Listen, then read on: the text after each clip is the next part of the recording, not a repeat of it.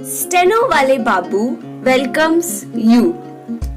Shorthand dictations in male and female voice from all sources like magazines, speeches, and editorials at various speeds up to 120 WPM for various departments like SSC, DSSSB, CRPF, Delhi Police, etc. Please like, share, and subscribe the channel. Thank you. Exercise number 13. It was a happy idea to start an institution named after Gandhi ji for the purpose of cultural advancement. Mahatma Gandhi lived for nearly 80 years. During this long period, there was hardly any aspect of life which he did not touch. Those of us who had the opportunity of living when he lived and worked have been really very fortunate. Generations yet unborn will recall with wonder and admiration how millions of us could see him walking this land, talking to people, and actually working with his hands.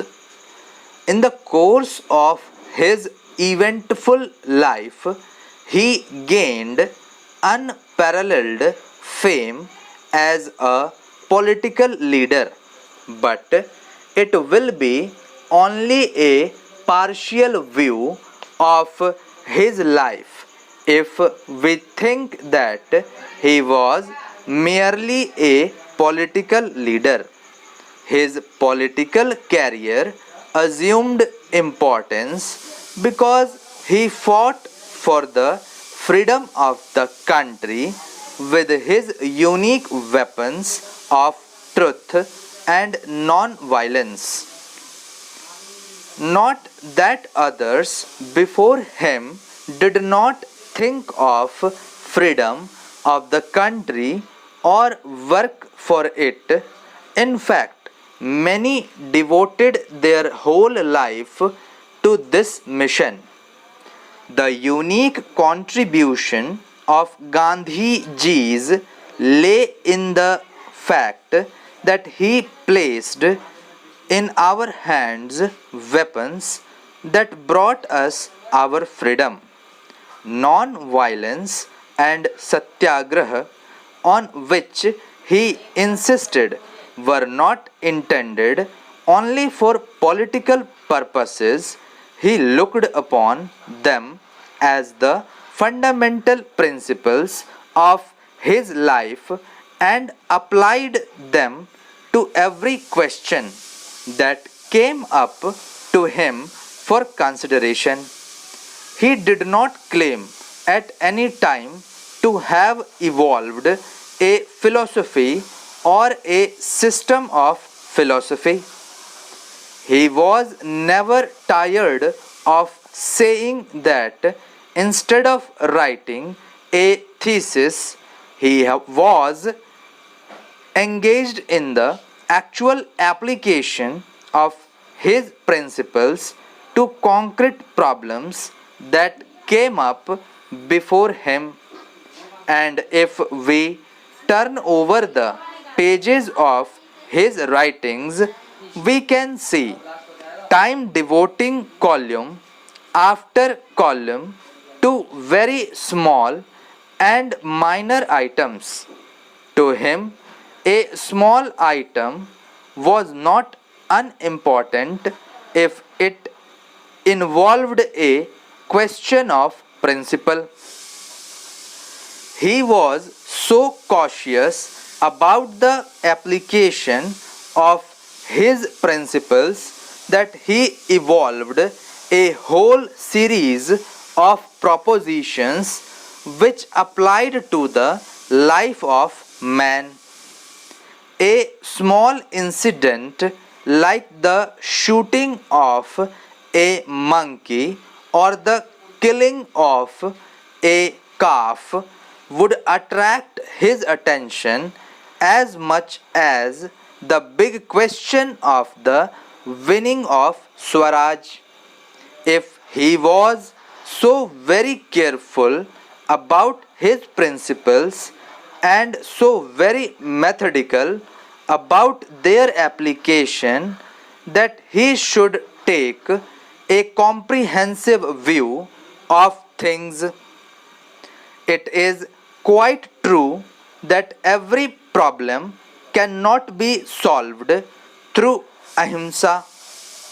Everything has its own action and reaction.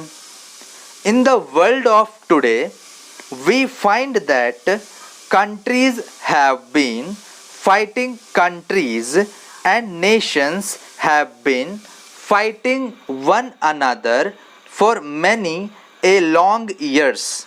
Within our generation, we have seen two world wars fought for the purpose of ending war.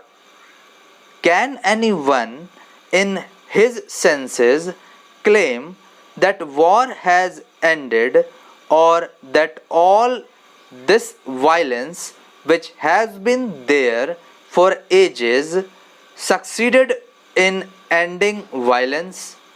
Whether in the sphere of religion, economics, or politics, violence has never solved any question. If it had solved problems, there would have been no problem left for us to solve. But the fact that there still are problems today shows that they have not been solved by the methods so far pursued by governments. Can ahimsa solve our problems? The answer is none too simple. The application of ahimsa to our present day problems is no doubt difficult, but perhaps it is not more difficult than ahimsa. Take the example of an army which fights. If there is a war in one generation, the army is prepared throughout the period for fighting. Every soldier has to prepare himself from day to day and hour to hour for the fight, and apart from the actual soldier, the whole nation has to prepare itself to support the soldiers, and this process has gone on for ages and from generation to generation. Nobody can say that ahimsa has been tried out to the same extent in any country or by any people. The great service that Mahatma Gandhi rendered to mankind was that he gave it a trial in this country. He had to deal with such material as was then available to him. I cannot claim that we were very good material, yet even with this indifferent material, he was able to achieve his objective. It should not require much effort to imagine that if it is tried on a bigger scale, we can achieve other nobler objectives also.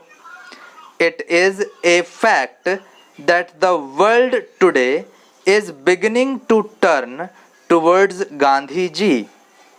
With the atom bomb and the hydrogen bomb, they have practically come to the end of the tether as far as the other method is concerned.